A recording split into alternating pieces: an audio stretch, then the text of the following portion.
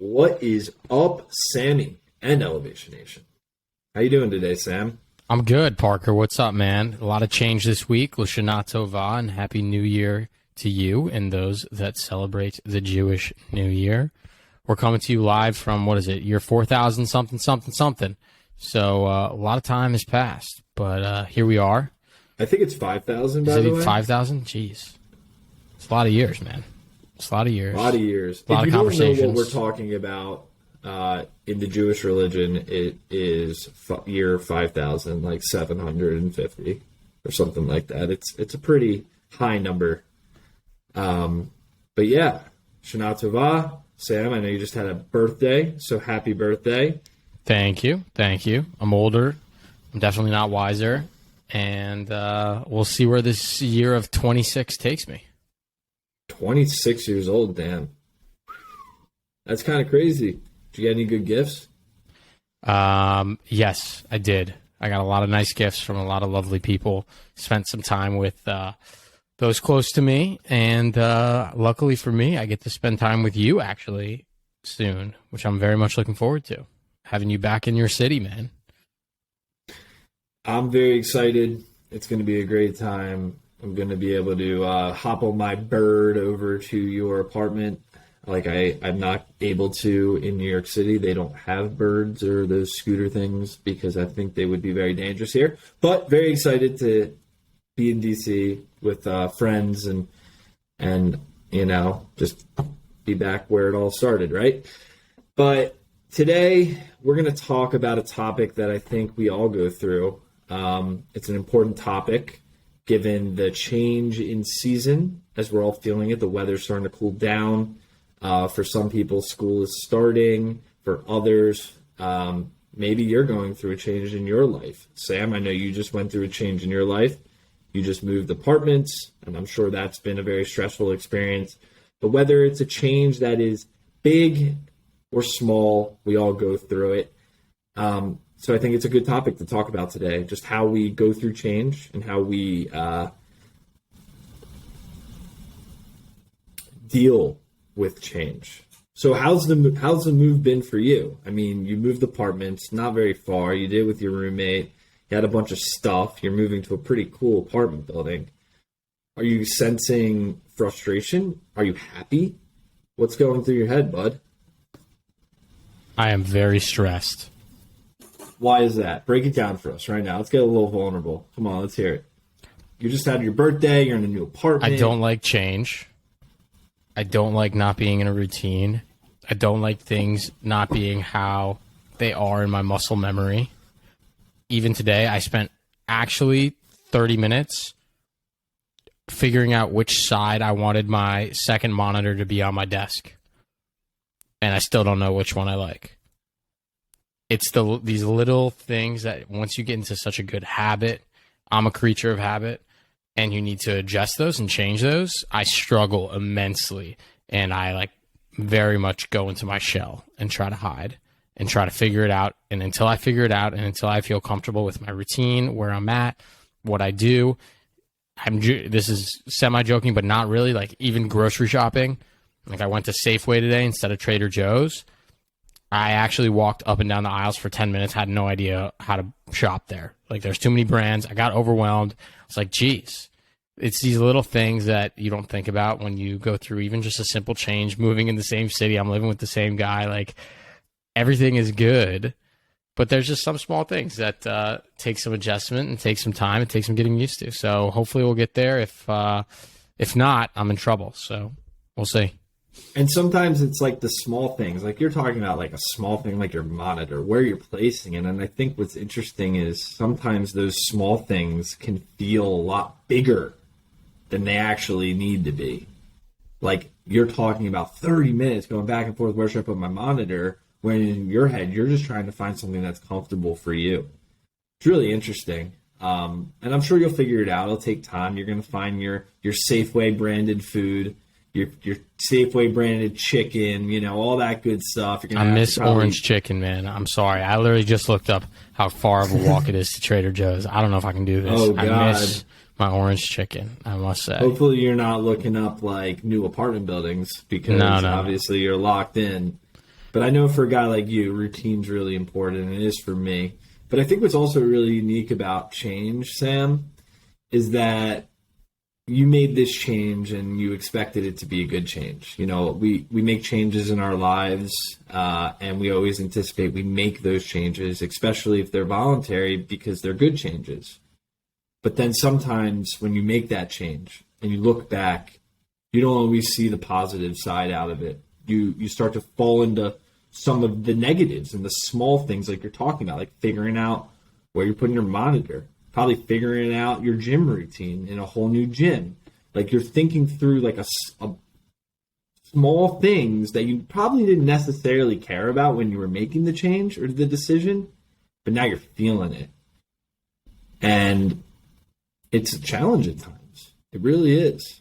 You're 100% right. It is those smaller things that you don't necessarily think through. Like being in a new gym and not knowing the exact routine that I want to do. But luckily, humans are resilient and we can deal with change and adjust and adapt. And I know in a week, I'll probably be talking to you again on the next F15 and be talking about how happy I am and into my routine. But right now, with my birthday, with the new year, with moving by myself, with just a lot of moving pieces and going back to work here, it's been very hard to manage everything and kind of get things up and running. But as soon as we do, I'm confident that I will be loving the new place. I mean, how can you not? I have a very beautiful view of DC, so can't complain at all. Totally. It just takes time. And, like, that's one thing I think I've learned, too, is when you do – Sam is showing his view. It's beautiful. He's looking at trees all day. It's great. But what's interesting about change is it takes time, you know, to get used to it. And once it takes a little bit more time, the change will become the norm. And then it won't feel like change anymore. It'll become part of your life. You're going to be, you're going to conform to new norms. You're going to have a similar routine that works for you, but with new little things that make sense in the new place that you're at. But that's the beauty of life, dude. Could you imagine doing that same routine at that same apartment building, at same Trader Joe's for the next 50 years of your life? Because I sure as hell know that you would hate that. And that's the beautiful thing about change is we get to explore, meet new people, do new things, and find out new things about ourselves too. Exactly. Change is inevitable. You need to go through it. I might not be having the most seamless switch over to the new apartment and being 26 and this new Jewish New Year. But I know soon I will adjust and adapt and we'll be all good. So life goes on. Sorry I'm grumpy today, Parker, but I promise next week, once I've made a better routine, once I actually have my pictures hung up in a dresser and everything figured out, we will be good to go. You guys can't see, but I can certainly see in his background. It looks pretty similar to his old bedroom. He's got his guitar back there. He's got his virtual bookshelf or whatever you want to call it, a few vinyls. I don't actually know if there's vinyls in there. They may just be cutouts of the vinyl covers. I see some Bruce Springsteen on the wall. See, he's smiling. He's not doing as bad as he's making it out to seem, but I know Sammy and young adults in general is that sometimes change is something that we don't like. But yeah, I think when we're talking mental fortitude right now, you bring it back to a little bit of self-awareness. You made the change for a reason, and you need to have the self-awareness to understand. You're going to go through bumps and bruises, but you're going to come out better because that's what we do. We elevate, right? Ain't that the truth, man? Love it. So, Parker, what's your perspective for this week, man? You got a good quote about change for us? Change, change, change. That's the quote. No. Give me a sec, everyone.